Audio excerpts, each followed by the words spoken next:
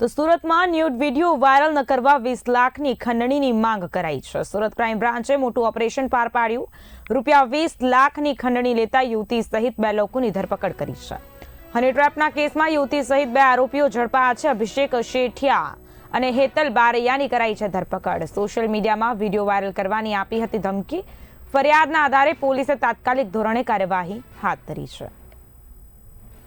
તાલુકાના હેમંતભાઈ પંચાલે સિનિયર ઓફિસરોને મળ્યા હતા કે એમને એક હેતલબેન ચૌહાણ નામની લેડી સાથે ઘણા સમયથી સંપર્કમાં હતા અને એમને બંને વચ્ચે સારી મિત્રતા હતી અને આના અનુસંધાને આ બેન એમને સતત બ્લેકમેલ કરે છે અને એમની પાસેથી 51 લાખ રૂપિયાની માંગણી કરતો હોવાની અલગ અલગ જગ્યાએ એમને ફરિયાદ કરી હતી।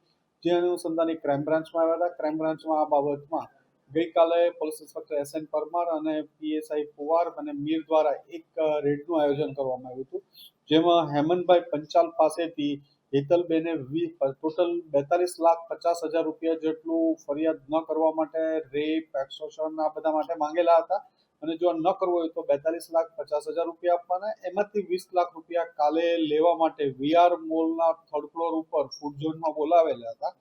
આ બાતમી આધારે ક્રાઇમ બ્રાન્ચના PSI પુવાર સાહેબ અને ND મીર આ બંને